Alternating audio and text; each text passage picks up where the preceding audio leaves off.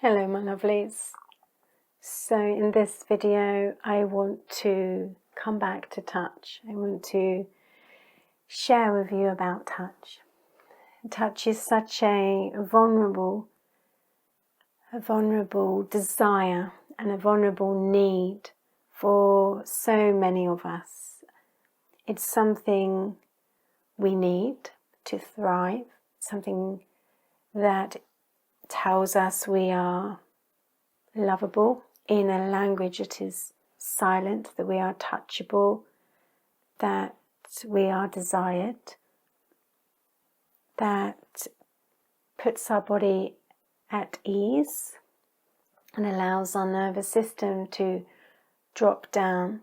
But it's also, touch is also something that we fear. So for me personally, the fear around being touched, because touch is a language. So it's almost like being touched and knowing what was ticking around in that person's own mind or their own desire, what that touch was. So touch often has conditions to it, and touch often has an agenda, an unspoken condition, an unspoken agenda.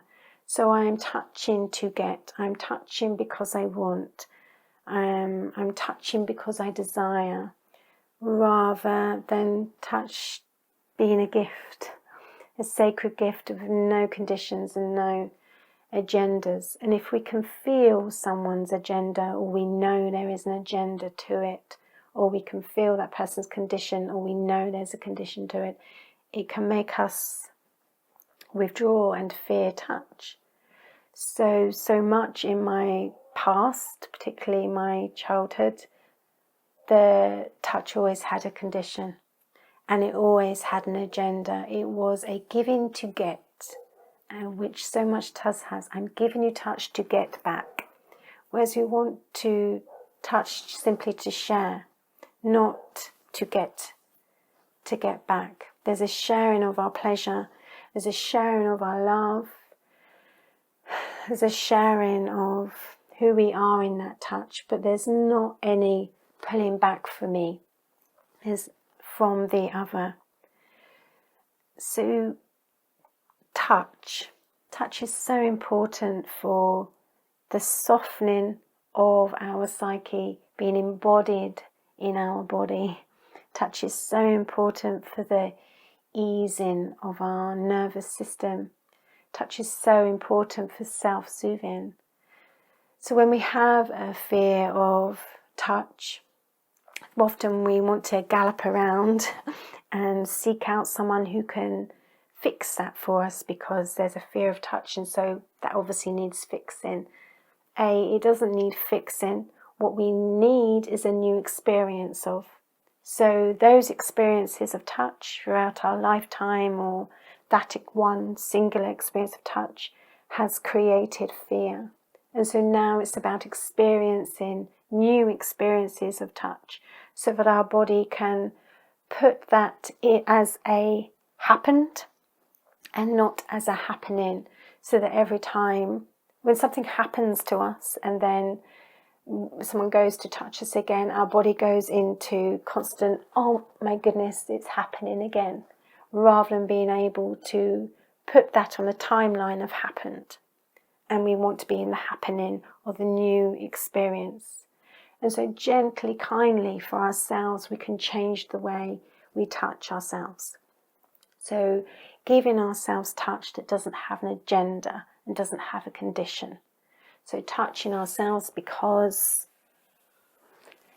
we just want to allow our body to know, our psyche to know, that we are grateful, that we have some kind of reverence for our body and all it does for us, that we can be kind to our own and tender to our own skin and flesh and bones.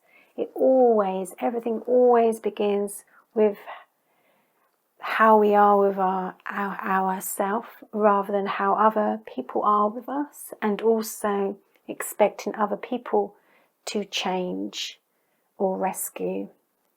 So if we change the way we touch ourselves, that's a great beginning.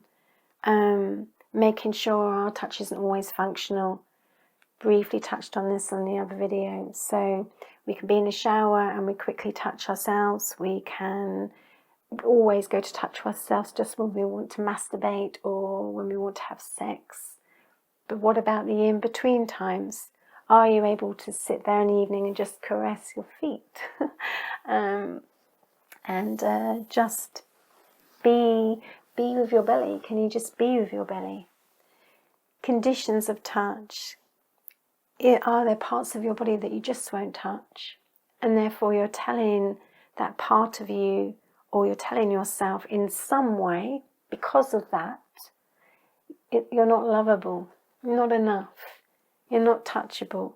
We all have scars, we all have bits and bobs and flobbelob and wobbly bits, and they are just as touchable and lovable as any other perfect part, or what we deem perfect. So it's really being able to feel and see our own beauty and really soften into that. So our fear of touch dissolves. Our fear of touch dissolves because we are giving to ourselves a new experience. And yes, that may be that because of what I share, that we go to a touch therapist, but then it's ensuring where that therapist touch is coming from. But also at the same time, maintaining that we are touching ourselves, so that touch isn't always something that happens to us from another. That touch can be, and in my eyes, it's essential, it is a gift to ourselves.